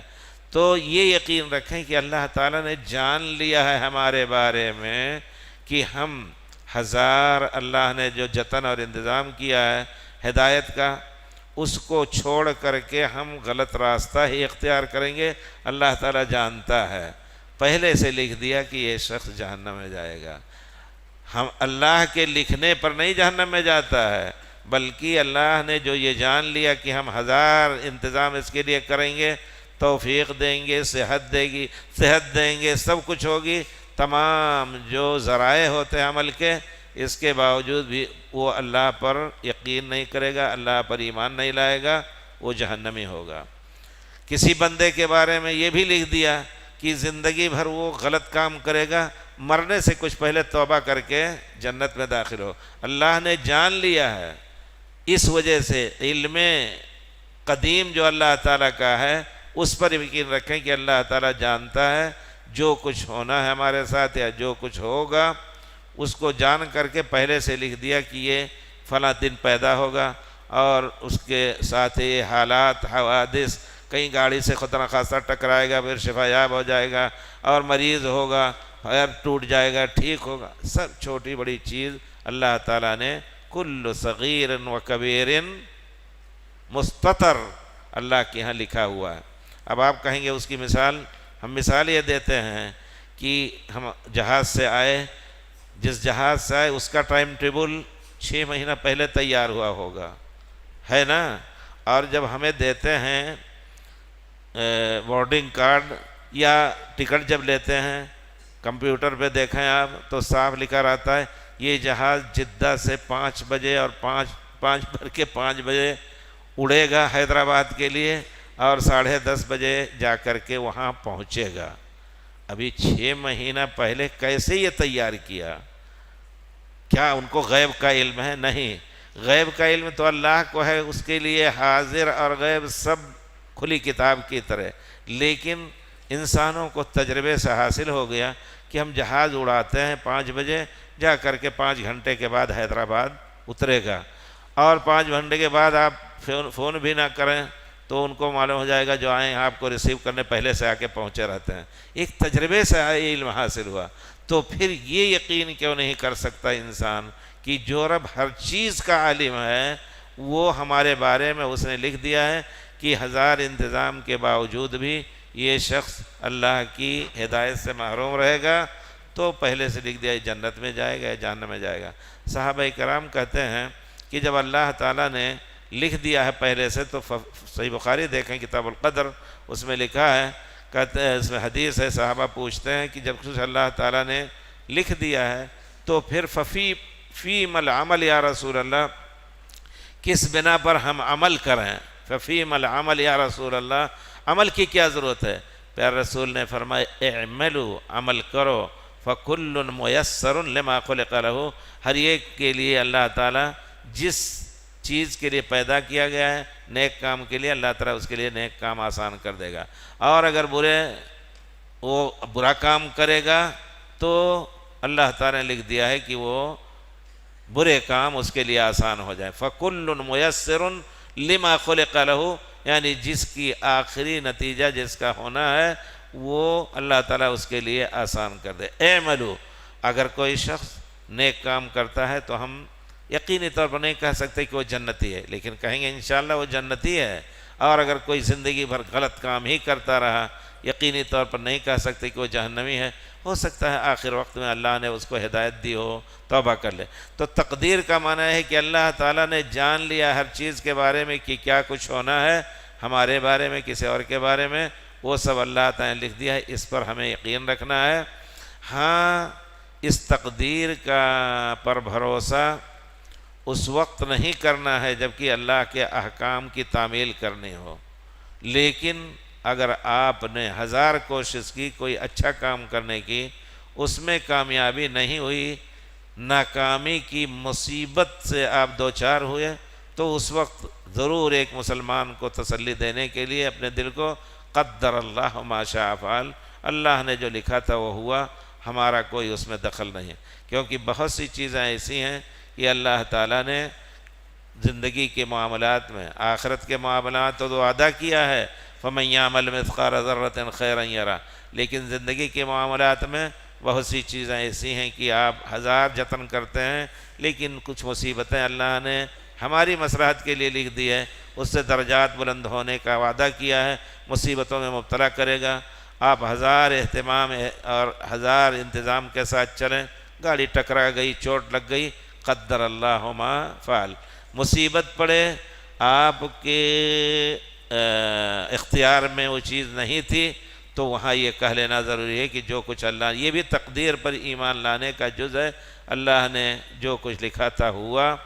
حضرت آدم نے اسی طرح یہ حضرت موسیٰ کو جواب دیا تھا، تو کہنے کا مطلب یہ ہے کہ تقدیر پر ایمان لائیں، لیکن بہت سی مصیبتیں ایسی ہیں جو ہم اس سے بچ نہیں سکتے 1000 جتن کے باوجود، اور جس طرح ہم کب پیدا ہوں گے اور کب مریں گے ہمارا کوئی اختیار اس میں نہیں ہے، اسی طرح بہت سی چیزوں میں اللہ تعالیٰ نے ہمیں اختیار نہیں دیا ہے، وہاں ہم یہ کہہ کر کے تسلی دے لیں اپنے کو، اور اللہ کو اللہ اپنے کو اللہ کے سامنے سونپ دیں کہ جو کچھ اللہ نے مقدر رکھا تھا وہ ہوا اور ہم اس پر راضی ہیں۔ تو یہ ایمان بالقدر ہے۔ اس میں اگر کوئی شخص یہ کہتا ہے کہ اللہ نے لکھ دیا ہے تو ہم 1000 محنت کریں، 1000 نماز روزے پڑھیں ہمیں جہنم میں جانا ہے، یا نہ پڑھیں تب بھی جنت میں جانا ہے، یہ عقیدہ پیارے رسول کا عقیدہ نہیں، صحابہ کرام کا عقیدہ نہیں، اور نہ علماء اسلام نے جو تفسیر کی ہے تقدیر کی، یہ عقیدہ رکھنا جائز نہیں ہے۔ فَإِنَّكَ أَن تُؤْمِنَ بِاللَّهِ وَمَلَائِكَتِهِ وَكُتُبِهِ وَرُسُلِهِ وَالْيَوْمِ الْآخِرِ وَتُؤْمِنَ بِالْقَدْرِ خَيْرِهِ وَشَرِّهِ قَالَ صَدَقْتَ۔ پھر اس فرشتے نے، اس آدمی نے، اس جبریل علیہ السلام نے کہا آپ سچ کہہ رہے ہیں۔ قَالَ فَأَخْبِرْنِي عَنِ الْإِحْسَانِ، احسان کے بارے میں بتائیے۔ تو آپ نے فرمایا أَن تَعْبُدَ اللَّهَ، احسان احسن یحسن احسانا، اچھے سے اچھا کوئی کام کرنا۔ الذي احسن كل شيء خلقه وبدأ خلق الانسان من طين، وہ ذات ہے جس نے ہر چیز کی پیدا کو اچھے سے اچھے انداز میں پیدا کیا۔ وبدأ خلق الانسان من طين، تو احسان کے معنی اچھا کرنا، حسن اور حسن سے ہے۔ الاحسان اسلام اور ایمان کے ساتھ احسان کا جو ایک درجہ ہے اس کی کیا حقیقت ہے اس کے بارے میں بتائیں۔ تو پیارے رسول نے فرمایا ان تعبد اللہ کأنک تراہ، تم اللہ کی عبادت کرو ایسا کہ گویا اللہ کو دیکھ رہے ہو۔ یہاں عبادت سے مراد صرف صلاۃ، زکوٰۃ، حج اور نہیں یا نوافل نہیں ہے، بلکہ پوری زندگی انسان کی عبادت ہے۔ وما خلقت الجن والانس لیعبدون میں بھی وہاں پوری زندگی میں اللہ کے حکم کے مطابق اگر آدمی گزار رہا ہے تو اللہ کی عبادت میں ہے۔ پیارے رسول صلی اللہ علیہ وسلم نے ایک مرتبہ فرمایا صحابہ سے کہ اگر کوئی آدمی اپنی بیوی کے ساتھ صحبت کر رہا ہے تو اس پر بھی اللہ تعالیٰ اس کو اجر دیتا ہے۔ صحابی نے کہا یا رسول اللہ یأتی احدنا شہوتہ ویؤجر علیہ، ہم تو اپنی خواہش پوری کرنے جا رہے ہیں، کیا اس پر بھی اجر ملے گا؟ تو پیارے رسول نے جو اللہ تعالیٰ نے آپ کو رسالت اور نبوت اور حسن خطاب سے نوازا تھا، آپ نے فرمایا اچھا ایسا بتاؤ کہ اگر وہی کام شہوت رانی یا شہوت کو پورا کرنے کا کام وہ اللہ کی مرضی کے خلاف کرے، کسی غیر عورت سے، غیر بیوی سے وہ کام کرے، تو کیا اس کو اجر ملے گا یا گناہ ملے گا؟ کہا نہیں اللہ کے رسول گناہ ملے گا۔ تو کہا جب حلال طریقے سے کرے گا تو اس کو اجر ملے گا۔ تو یہ احسان گویا ہر کام انسان اچھے سے اچھے انداز پہ ادا کرے۔ صلاۃ پڑھنی ہے تو پورے طور پر خشوع خضوع کے ساتھ قد افلح المؤمنون کا نقشہ وہاں ہو، الذین هم فی صلاتہم خاشعون، اور ایسا معلوم ہو کہ اللہ کو آپ دیکھ رہے ہیں، اور یہ یقین تو ہے ہی کہ ہم کہیں بھی رہیں۔ هو الذی یراک حین تقوم، وہی اللہ ہے جو ہم کھڑے ہوتے ہیں صلاۃ کے لیے وہ ہمیں دیکھ رہا ہوتا ہے، اور ایسا معلوم ہو کہ اللہ ہماری طرف متوجہ ہے۔ پیارے رسول نے فرمایا کہ آدمی جب صلاۃ کے لیے کھڑا ہوتا ہے تو اللہ اس کی طرف متوجہ ہوتے ہیں، اور وہ یہ تصور کرے کہ اللہ مجھے دیکھ رہے ہیں اور میں اللہ کو دیکھ رہا ہوں۔ اللہ کو دیکھا نہیں، اللہ کی کیا صفت ہے کیا ہے، لیکن اس صفت سے اللہ کو پہچان کر کے یہ تصور کریں کہ اللہ عرش پہ بیٹھے ہیں، میری صلاۃ کو دیکھ رہے ہیں، تو کہیں ایسا نہ ہو کہ میری صلاۃ میں کوئی نقص رہ جائے۔ اللہ ہمیں دیکھ رہا ہے، ہمارے روزے میں کوئی نقص نہ رہ جائے۔ اللہ ہمیں دیکھ رہا ہے، ہم اس کو دیکھ رہے ہیں، کہیں ایسا نہ ہو کہ میرے حج اور زکوٰۃ میں کوئی فرق پڑ جائے۔ ان تعبد اللہ کأنک تراہ۔ جی بہت سے بزرگوں کا یہ کہنا ہے کہ خاص طور پہ تنہائی میں آدمی، اور اسی میں بہت بڑی فضیلت ہے، کچھ لوگ ایسے ہوں گے جن کو اللہ تعالیٰ عرش کا، اپنے عرش کا سایہ قیامت میں دے گا، جبکہ کوئی سایہ نہ ہوگا۔ منہم رجل ذکر اللہ خالیا ففاضت عیناہ، تنہائی میں اللہ کو یاد کیا، اللہ کی عظمت، اللہ کی نعمتیں اور اللہ کے پکڑ، اللہ کے خوف، سب کو یاد کر کے اس کی آنکھ بہہ پڑی۔ تو یہ بہت بڑی چیز ہے کہ انسان ایسا تصور اپنے دل میں اور ایسی عادت ڈال لے کہ جب بھی نماز میں کھڑا ہو تو ہر چیز سے گم ہو جائے۔ صحابہ کرام کی صلات کا یہی ذکر آتا ہے کہ حضرت ابوبکر جب صلات کے لیے کھڑے ہوتے تھے تو جیسے معلوم ہوتا ہے کوئی لکڑی کھڑی ہے، نہ حرکت نہ اور کچھ، اس طرح کر کے وہ کھڑے ہوتے تھے۔ وہی صلات حضرت ان کے حضرت عبداللہ ابن زبیر نے پیارے رسول سے لی، وہی صلات عروہ ابن زبیر نے اپنے والد سے لیا۔ تو کہنے کا مطلب یہ ہے کہ گویا اللہ کو دیکھ رہا ہے، وہ ایک بہت اونچا درجہ ہے۔ آدمی کھڑا ہوا صلات کے لیے اور صلات میں امام صاحب کیا کچھ پڑھ رہے ہیں اس کا تصور اس نے شعور میں نہیں لایا، امام کے پیچھے پڑھتا رہا، کچھ ذہن ادھر ادھر بھی گیا، صلات کو صحیح کہا جائے گا۔ لیکن جس شخص کی صلات پورے طور پر اللہ کی یاد میں رکوع کر رہا ہے تو اللہ کی طرف سجدہ کر رہا ہے تو اس کا دل اوپر جا رہا ہے، یہ صلات یہی احسان ہے۔ اسی طرح کا بھی کام دنیا کا، ایک استاد پڑھا رہا ہے اللہ کو دیکھ کر کے، اور اللہ اس کو دیکھ رہا ہے کہ کہیں ایسی کوئی غلطی نہ ہونے پائے، کوئی غلط بات نہ کہہ جاؤں کہ طلباء کے اوپر اس کا غلط اثر ہو۔ ہر کام میں احسان ہونا ضروری ہے۔ ان تعبد اللہ کانک تراہ، ایسا مانو تم دیکھ رہے ہو۔ کتنے بزرگوں کے بارے میں یہ تجربہ ان کا ہے، کہتے ہیں کہ خاص طور پہ تہجد کے اندر ایسا معلوم ہوتا ہے کہ اللہ کو ہم دیکھ رہے ہیں۔ ایسا ایک درجہ ہے، اس میں کوئی شک نہیں، کوئی تجربہ کر کے دیکھے ایسا محسوس ہو سکتا ہے۔ تو اور اسی طرح فَإِن لَمْ تَكُنْ تَرَاهُ، اگر اس کا شعور ایمان کچھ کمزور ہے، یہ نہیں تصور کر پاتا ہے کہ اللہ کو ہم دیکھ رہے ہیں، تو اتنا یقین تو ضروری ہونا چاہیے کہ اللہ ہمیں دیکھ رہا ہے، تاکہ ہماری کوئی حرکت جو ہے وہ اللہ کی مرضی کے خلاف نہ ہو۔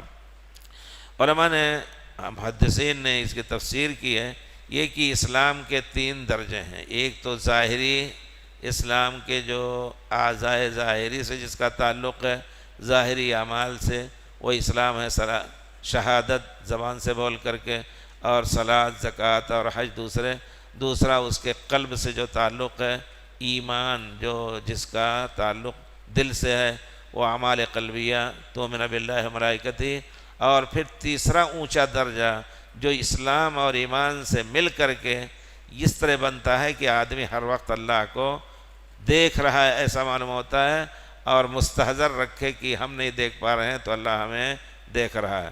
قال فاخبرنی عن الساعہ، یہاں انہوں نے نہیں کہا صدقتا، یہاں ذکر نہیں آتا صدقتا کا، اس کے بعد کہا کہ فاخبرنی عن الساعہ، قیامت کے بارے میں بتائیے۔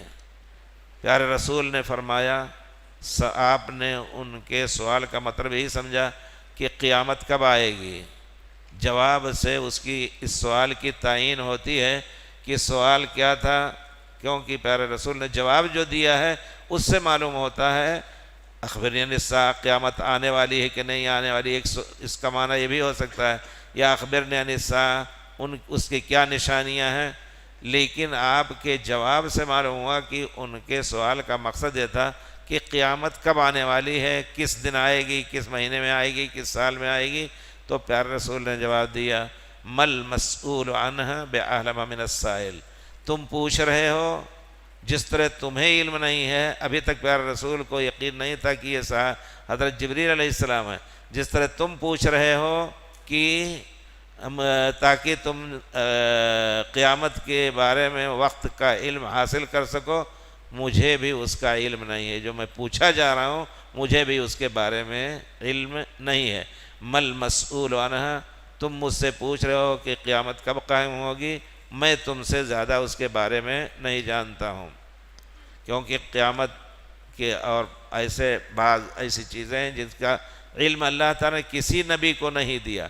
پیارے رسول کو آپ نے بہت سے غیب کی خبروں کا علم دیا کہ مدینے سے آگ نکلے گی، 6ویں صدی میں وہ آگ نکلی جو شام تک اس سے روشنی ہوتی تھی، اور پھر پیارے رسول صلی اللہ علیہ وسلم نے فرمایا کہ قسطنطنیہ فتح ہوگا، ایک زمانے میں ہند فتح ہوگا۔ ان سب کی خبر دی آپ نے، کیونکہ اللہ تعالیٰ آپ کو ان سب چیزوں کے بارے میں علم دیتا تھا، لیکن تفصیل کی کس دن قیامت قائم ہوگی اس کا علم نہیں دیا۔ اس وجہ سے آپ نے واضح طور پر، کیونکہ آپ اپنی طرف سے تو نہیں بولتے تھے، وما ينطق عن الهوى ان هو الا وحی یوحی، تو پھر انہوں نے کہا فاخبرنی عن الساعہ، تو مجھے خبر کے قیامت کے دن کے بارے میں بتائیے، تو آپ نے فرمایا کہ مجھے اس کا علم نہیں ہے جس طرح تمہیں نہیں علم ہے۔ پھر کہتے ہیں فاخبرنی عن اماراتها، تو اس کی نشانیاں کیا ہیں، کم سے کم اس کی نشانیوں کے بارے میں بتائیں کہ جب قیامت قریب ہوگی تو یہ نشانیاں ہوں گی۔ پیار رسول نے فرمایا ان تلد الامۃ ربتها، سب سے بہت سی نشانیاں ہیں جس میں دابۃ الارض کا نکلنا بھی ہے، حضرت مہدی کا آنا ہے، اور حضرت عیسیٰ علیہ السلام کا اترنا ہے، دجال آئے گا، دجال کو حضرت عیسیٰ قتل کریں گے، اور پھر اس کے بعد دنیا میں اللہ اللہ کہنے والا کوئی نہ رہ جائے گا، کعبہ شریف جب تک قائم ہے، جعل اللہ الکعبۃ البیت الحرام قیاما للناس، اللہ تعالیٰ نے کعبہ کو لوگوں کے دنیا میں رہنے کا سبب بنایا ہے۔ کعبہ جس دن ڈھا دیا گیا تو پھر قیامت قائم ہو جائے گی۔ اللہ اکبر۔ حدیث شریف میں پیارے رسول نے فرمایا کہ قیامت کے قریب جیسا میں دیکھ رہا ہوں کہ ایک کالے بدن کا آدمی، پتلی ٹانگوں والا، اور اس کی ٹانگیں بھی پھیلی ہوئی ہیں، اور گنجا ہے، ہاتھ پیر ٹیڑھے میڑھے ہیں، اسیلع افید، اور کعبہ کی دیواروں پہ چڑھ کر کے یقلعھا حجراً حجراً، ایک ایک پتھر اکھاڑ کر کے پھینک رہا ہے۔ پیارے رسول فرماتے ہیں وہ زمانہ ہوگا کہ کوئی اللہ اللہ کہنے والا نہیں ہوگا، جیسا کہ صحیح بخاری مسلم کی روایت ہے وعلیہم تقوم الساعہ، شرار الخلق وہی ہوں گے، انہی کے اوپر قیامت قائم ہوگی۔ تو بہت سے اسلاف کی دعا ہوا کرتی تھی کہ اللہ تعالیٰ مجھے اس دن کے اندر، جو دن یہ آنے والا ہے کہ اللہ اللہ کوئی کہنے والا ہے، اس سے پہلے اللہ تعالیٰ مجھے دنیا سے اٹھا لینا۔ تو ان کی امارتیں نشانیاں بتائیں، تو پیار رسول نے فرمایا کہ اس کی بہت سی نشانیوں میں سے ایک نشانی یہ بھی ہے ان تلد الامۃ ربتها، کہ لونڈی جو ہے وہ اپنی سیدہ اور اپنی مالکن کو جنے گی، یعنی لونڈی کی بیٹی اس کی مالکن ہو جائے گی۔ اس کی تفسیر یہ ہے، ایک تفسیر یہ ہے کہ ماں باپ کے عقوق، ماں باپ کی نافرمانی اس طرح پھیل جائے گی دنیا میں کہ لڑکی اپنی ماں کے ساتھ ایسا سلوک کرے گی جیسے کوئی مالکن اپنی لونڈی کے ساتھ برا سلوک کرتی ہے۔ ایک معنی تو یہ ہے۔ دوسرا معنی یہ ہے کہ لونڈیاں فتوحات ہوں گی، مسلمان قانون کے تحت کوئی بھی قوم جو غالب ہوتی تھی مردوں کو غلام، عورتوں کو لونڈیاں بناتی تھی، تو لونڈیاں بہت ہوں گی، ان لونڈیوں سے بچے پیدا ہوں گے، تو ظاہر بات ہے وہ بچے باپ کے بعد اس لونڈی کے وارث ہوں گے، یعنی یہ کہ لونڈیاں بہت زیادہ ہو جائیں گی، ان کی اولاد بھی پیدا ہوگی اور اولاد آزاد رہے گی، گویا ان کی مالکن ہے۔ یہ قیامت کی نشانیوں میں سے ہے۔ ربتہا، ایک روایت میں ان تلد الامۃ ربہا، لونڈے کا اپنے لڑکے کا ذکر ہے کہ لونڈی اپنے مالک کو جنے گی، یعنی لڑکا اس کا مالک ہوگا۔ وہی تفسیر کہ نافرمانی کرے گا، جس طرح ایک لونڈی کے ساتھ سلوک کرتا ہے اس طرح کرے گا، یا یہ کہ وہ اس کا مالک بن کے بیٹھے گا، لونڈیوں کی کثرت ہو جائے گی۔ اور دوسری نشانی یہ بھی بتائی آپ نے ان تر الحفاة العراة، ننگے پیر ننگے بدن چلنے والے، جن کو جوتا بھی میسر نہیں ہوتا تھا پہننے کا، اور بدن کا بستر بھی میسر نہیں ہوتا تھا، ان کو دیکھو گے بکریاں چرا کر کے اپنی زندگی گزار رہے تھے۔ ایک زمانہ آئے گا کہ مال کی ریل پیل ایسی ہوگی کہ بڑی بڑی بلڈنگوں کے مالک ہو جائیں گے۔ ہمارے خیال سے اس زمانے میں یہ چیز تو واضح طور پر دیکھی جا رہی ہے دنیا کے تمام ملکوں میں۔ ہم ایسے لوگوں کو جانتے ہیں، اور آخر زمانے تک ہم لوگ چھوٹے تھے، وہاں اس علاقے میں کچھ اہیر تھے جو گائے بھینس چراتے تھے، کچھ اور دوسرے تھے، ہم لوگوں کے سامنے نہیں بیٹھتے تھے۔ ان کا یہی جو پرانا وہ نظام طبقات تھا اسی پر سامنے نہیں بیٹھتے تھے، اور ہم اگر اٹھے دادا کے یہ کو آئے کیا نام ہے ساتھی پرانے ملنے آئے، میں مکے سے گیا تو میں اٹھا تو کہا لا لا نہ اٹھا، ہم لوگ اٹھتے رہے آپ کے لیے، بیٹھا بیٹھا، یعنی بیٹھو، وہ اپنی زبان جو ان کی ہے. تو اس طرح کر کے اب وہی ان کے بچے اونچے اونچے بمبئی دیکھیے، کلکتہ دیکھیے، اس میں بڑی بڑی بلڈنگوں کے مالک اور بڑی بڑی کمپنیاں چلا رہے ہیں. ایسا نہیں معلوم ہوتا تھا کہ یہی بھوکے رہتے تھے، ننگے رہتے تھے، اب یہی بہت بڑے مالدار ہو گئے. یہ دنیا کا آپ مکے میں اس کا بہت بڑا مظاہرہ کر سکتے ہیں کہ اتنی بڑی بڑی بلڈنگیں ہیں کہ سبحان اللہ، جس میں ہزاروں آدمی سمائے. وہ ایسے لوگ بھی مالک ہیں جو بچپن میں کھانا بھی نہیں پاتے تھے، کھانے کی چیز نہیں پاتے تھے. وہ خود بیان کیا ایک شخص نے ہم سے، کہتا ہے کہ ہم صبح بکری چرانے کے نکلتے تھے، گھر میں کچھ کھانے کو نہیں ملتا تھا، جاتے تھے جنگل میں، کوئی پھل مل گیا کھا لیا. جو بکری دودھ دوہ لیے تھے، دن میں اس میں دودھ جمع ہوتا تھا، لیٹ کر کے وہ دودھ پی کر کے شام تک اسی طرح ہم رہتے تھے. پھر شام کو جب گھر آتے تو کچھ کھانے کو ملتا تو کھاتے. لیکن خود ہم نے دیکھا کہ ماشاءاللہ اتنا اچھی گاڑی اور اتنے اچھے گھر انہوں نے بنا رکھے ہیں، بلڈنگیں کرائے کی بنا رکھی ہیں. تو یہ قیامت کے قریب قربت کی نشانی ہے. اس کی تفصیل کی ضرورت نہیں ہے. بہت سے لوگوں کو آپ نے خود یہاں دیکھ رہے ہوں گے، اور ہم خود عرب میں، ہم وہاں الحمدللہ 50 سال سے زیادہ سے ہیں، دیکھ رہے ہیں کتنے لوگ کتنے نیچے تھے اور کتنے اونچے گئے. اور پھر اللہ کی قدرت، یہ اللہ تعالیٰ کی بہت بڑی ایک حکمت ہے کہ جو بہت اونچے چڑھتا ہے وہ کبھی نیچے بھی گرتا ہے. میر عرش پر چڑھے تو ایسا کہ بس ہم ہی ہیں، خدا نہیں ہے. میر عرش سے گرے تو ایسا کہ لاش کا بھی پتہ نہیں. ایسے لوگوں کو بھی دیکھا جو کروڑوں کے مالک تھے، اچانک بھوکوں مرنے لگے. ایسے لوگ بھی ہوئے. کہتا تھا ایک آدمی جدے میں تھا، وہ کہتا تھا کہ اب اگر راکٹ کے ذریعے سے مفلسی اور فقیری آئے تو ہمیں نہیں پکڑ سکتی ہے. لیکن اسی کے بارے میں بہت پلاٹ زمین کا خرید کر رکھا تھا. اللہ کا شکر ادا کرنے کے بجائے اس کو اتنا بڑا دیوالیہ ہوا کہ وہ بھوکوں مرنے لگا، جیل میں جانا پڑا، لوگوں کے پیسے لے کر کے کام کر رہا تھا. بہت سے عجیب ہوتے ہیں حالات. تو بہرحال یہ قیامت کے آنے کی نشانیاں ہیں. سب ابھی کچھ نشانیاں باقی ہیں. علماء نے پرانے زمانے میں بعد لوگوں نے کہا کہ اتنے سال کے بعد قیامت آ جائے گی. سیوطی نے 100 سال بعد اپنے کہا قیامت آ جائے گی. یہ اندازہ ہے.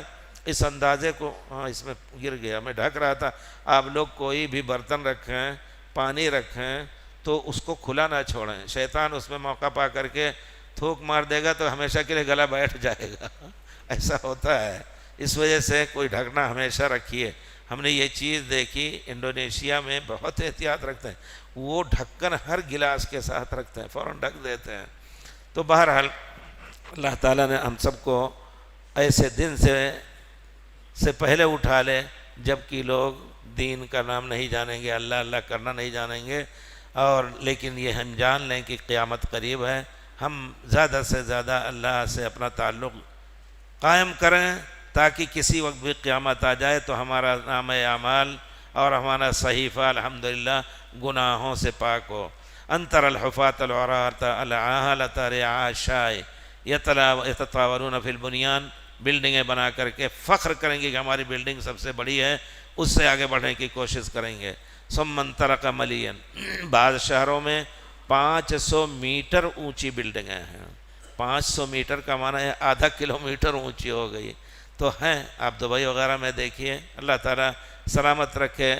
الحمدللہ مسلمان ہیں، ایمان والے ہیں. اللہ تعالیٰ ان کو اپنے دین پہ رکھ کر کے ان کے ذریعے دین کی خدمت کی توفیق دے.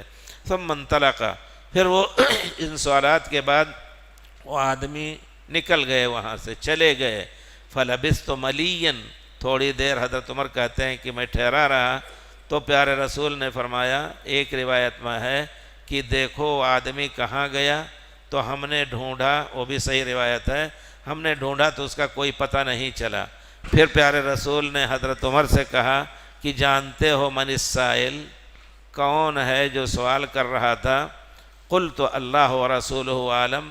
ہم نے کہا کہ اللہ اور رسول زیادہ جاننے والے ہیں کون ہے. آپ نے فرمایا فإنہ جبریل. وہ جبریل تھے. اتاکم، آئے تھے تمہارے پاس. لیعلمکم دینکم، تمہارے لیے تمہیں تمہارا دین سکھائیں. گویا دین سکھانے کا طریقہ حضرت جبریل نے اللہ کی طرف سے یہ استعمال کیا کہ سوال اور جواب کے ذریعے سے، یہ بھی ایک طریقہ ہے۔ آپ جب تربیت اور طریقے تدریس کے طریقوں کو آپ پڑھیں گے تو باہر کے لوگوں نے مسلمانوں سے لے کر کے جو طریقے ایجاد کیے ہیں، اول تو یہ ہے کہ استاد پڑھتا جائے، لڑکے سنتے جائیں۔ ہم اس طریقے کو زندگی بھر نہیں کبھی استعمال کرتے، لڑکوں سے کہتے ہیں کلاس میں کہ میں یہ طریقہ نہیں اختیار کروں گا، تم لوگ چپ رہو، میں بولتا جاؤں تو تمہاری مثال ایسی ہوگی، ہم جنت المعلا مقبرہ گزرتے ہیں اور کہتے ہیں السلام علیکم یا اہل القبور، ادھر سے کوئی جواب نہ آئے۔ ہم چاہتے ہیں کہ بتاؤ، تم خود اس کی پڑھو اور اس کی تفسیر کرو۔ یہ طریقہ جو ہے زیادہ اچھا۔ دوسرا طریقہ، کل اس کو دیکھ کر کے آنا اور اس میں جو جو اہم پوائنٹ ہیں ان کے بارے میں سوال جواب۔ تو کتاب میں شرح ہے، اس کو دیکھ کر کے طالب علم آئے گا، تم اس کے بارے میں شرح کرو، تم اس کے بارے میں شرح کرو۔ یہ طریقہ بہت ہی کامیاب طریقہ ہے سوال جواب کا۔ یا پھر استاد جیسے سوال کرے تو اس کی سنت آپ بخاری شریف کی روایت سے لے سکتے ہیں کہ سوال اور جواب کے ذریعے سے پیارے رسول صلی اللہ علیہ وسلم صحابہ کو بعض چیزیں بتانا چاہتے تھے۔ آپ نے ایک مرتبہ سوال کیا، کتاب العلم میں ہے، علم کا جو جز ہے بخاری شریف میں، علم اور تعلیم کا، اس میں ہے، پیارے رسول نے پوچھا کہ درختوں میں سے ایک درخت ایسا ہے کہ اس کے پتے نہیں جھڑتے، او انہا مثل المومن، اس کی مثال مومن کی مثال ہے۔ فوقع الناس، حضرت عبداللہ بن عمر کہتے ہیں فوقع الناس فی البوادی، لوگوں کے ذہن وادی اور بادیہ کے درختوں کی طرف گئے۔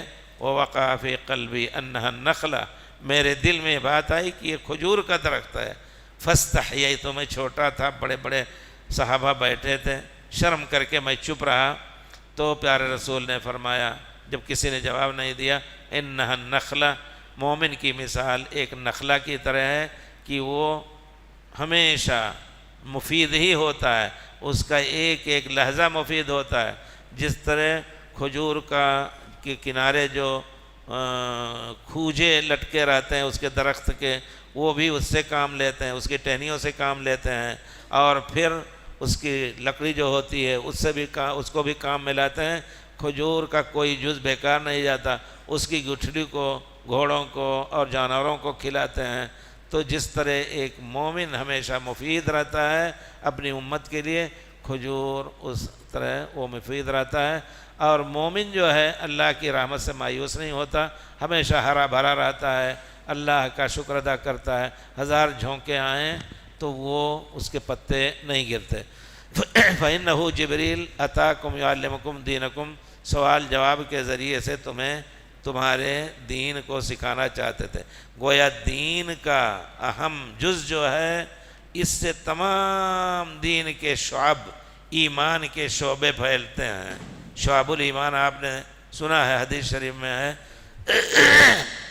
ان الایمان بضع و سبعون شعبہ، اس ایمان کے بہت سے شعبے ہیں، صرف 79 نہیں، بضع و سبعون، بضع کا لفظ 3 سے 9 تک، اور 70 کے معنی 70، یعنی 79 شعبے ہیں نہیں، 70 کا لفظ یا اس طرح کی عددوں کا لفظ کبھی کبھی بولا جاتا ہے لا تعداد عدد میں، کہ بہت سے شعبے ہیں۔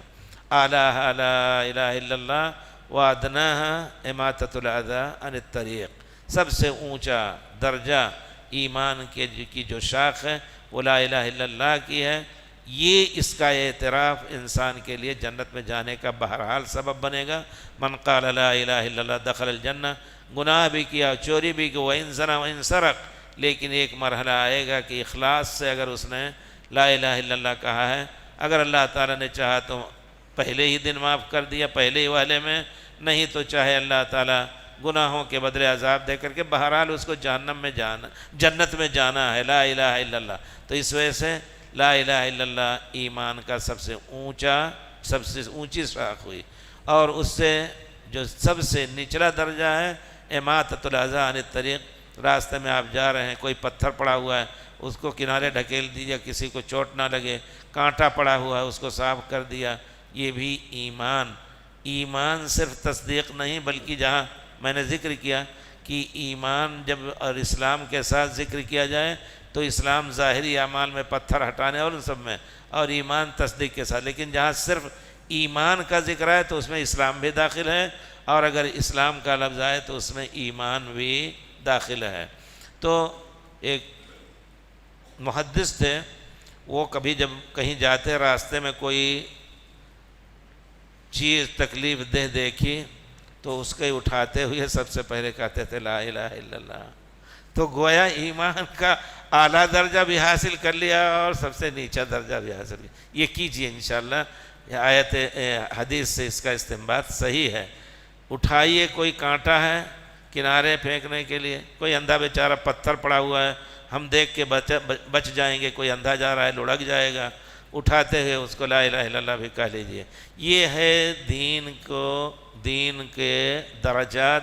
سب سے پہلی اسٹیج ظاہری اعمال، ہو سکتا ہے باطن میں کچھ اور ہو، لیکن جب تک کوئی دلیل واضح طور پر نہ ہو تو ہم اس کے نفاق پر عمل نہیں کر سکتے۔